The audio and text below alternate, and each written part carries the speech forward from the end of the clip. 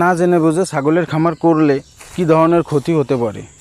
আসলে কি ঘাস ছাড়া ছাগল লালন পালন কি সম্ভব? আসসালামু আলাইকুম রহমতুল্লাহি ওয়া বারাকাতুহু। সম্মানিত ভিউয়ার্স, প্রাণের খামার ফরিদপুর চ্যানেল থেকে জানাই আন্তরিক ভালোবাসা। আশা করি সবাই ভালো আছেন। আলহামদুলিল্লাহ, আমিও ভালো আছি।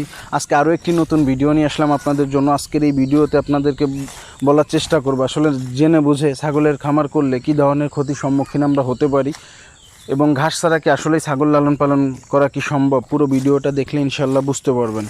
আমার চ্যানেলে যারা নতুন, অবশ্যই অনুরোধ করবো আমার চ্যানেলটি সাবস্ক্রাইব করে বেল আইকনটি বাজিয়ে দিবেন এবং ছাগল নিয়ে যদি কোনো তথ্য জানার থাকে অবশ্যই আমাকে কমেন্ট করবেন। ইনশাল্লাহ আপনাদের কমেন্ট ধরে উত্তর দেওয়ার চেষ্টা করব। দেখেন, আমি প্রথমে যে কথাটা বললাম যে জেনে বুঝে ছাগল খামার শুরু করলে কী ধরনের ক্ষতি হতে পারে। আসলে শুধু ছাগল খামার না, যে কোনো খামারই যদি আমরা কোনো কিছু না জেনে শুরু করি, তো না বুঝে যদি শুরু করি, আমরা কিন্তু 100% ক্ষতির সম্মুখীন হব। কেননা আমাদের যদি কোনো ধারণাই না থাকে, মনে করেন একটা ছাগলের কখন কোন রোগ হইতে পারে, কখন তাকে কিভাবে আসলে প্রাথমিক যে ট্রিটমেন্টগুলো, এই ব্যাপারগুলো যদি আমাদের ধারণা না থাকে, কখন ছাগলকে কৃমির ডোজ করাইতে হবে এবং কখন ছাগলকে পিপিআরের ভ্যাকসিন দিতে হবে এবং ছাগলকে আসলে কি ভ্যাকসিন আমরা দিয়ে থাকি, এই যে বিষয়গুলো থাকে, এই বিষয়গুলো না জানার কারণে কিন্তু আমাদের ছাগল খামারে অনেক সময় ছাগলগুলো মারা যায়। এবং এমনও হয় যে আপনার খামারে 20-30টা ছাগল আছে, এক রাত্রে শেষ হয়ে যাইতে পারে, ব্রয়লার মুরগির মতো, শুধুমাত্র আপনার না জানার কারণে। আর আপনি যদি একটু নলেজ নেন বা আপনি খামার করার আগে যদি কিছু খামার ভিজিট করেন বা আপনি ইউটিউব থেকে কিছু ধারণা নেন, তবে সব থেকে যে জিনিসটা বেটার হবে যে যারা খামারি, অন্তত আপনি খামারে যান, একটু সময় নেন, খামারে যান, খামারিদের সঙ্গে কথা বলেন, তাদের পরামর্শগুলো নোট করেন এবং সেই অনুপাতে আপনি ছাগলের খামার করেন। ইনশাল্লাহ এতে করে আপনি লসের সম্মুখীন হবেন না। তারপর আপনার সরকারিভাবে যে ট্রেনিংগুলো দেওয়া হয় ফার্মিংয়ের, এই ট্রেনিংগুলোও কিন্তু আপনি নিতে পারেন। নেওয়ার পরে কিন্তু আপনি 2 থেকে 3-5টা ছাগল দিয়ে অন্তত 6 মাস আপনি কাজ করেন, ইনশাল্লাহ আশা করি আপনার এই সেক্টরে কখনোই আপনি লসের সম্মুখীন হবেন না।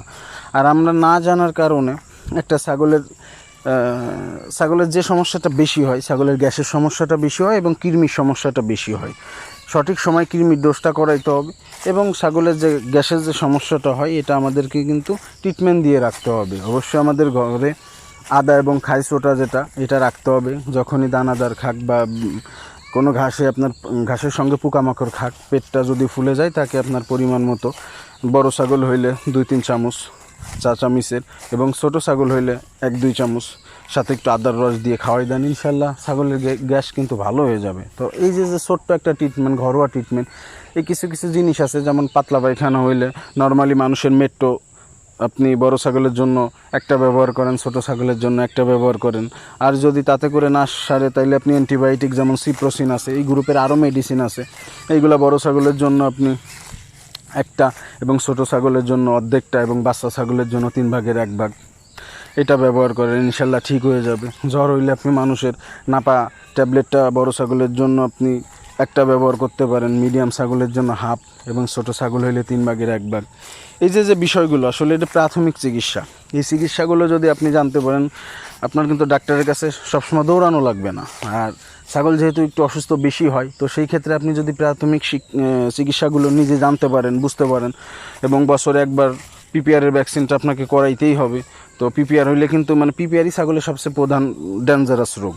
এই রোগ হলে একদম খামার ধরে আপনার এক রাতারাতি শেষ হয়ে যাইতে পারে। তো এই যে বিষয়গুলো আসলে এটা কিন্তু না জানা বোঝার কারণেই কিন্তু আমরা ক্ষতির লক্ষণ হই। আপনার টাকা আছে, আপনি চাইলেই খামার শুরু করতে পারেন, কিন্তু খামারটা শুরু করা খুব সহজ ভাই। এটা যে কোনো ব্যক্তি অর্থ থাকলে শুরু করতে পারবে, কিন্তু আপনি টিকাই রাখতে পারবেন না। আপনাকে আগে বুঝতে হবে যে আসলে খামারটাকে কিভাবে টিকাইতে পারবো এবং কিভাবে আসলে খামারটা বড় করতে পারবো। এই যে বিষয়গুলো, এই বিষয়গুলো যদি আপনি আগে থেকে জানতে পারেন, ইনশাল্লাহ আশা করি 100 কিন্তু আপনার খামারে কোনো সমস্যা হবে না, আপনি খামারটাকে কিন্তু বড় করতে পারবেন। আর ঘাসের যে বিষয়টা, আসলে ঘাসটা আপনার খামারের খরচটা কমাবে।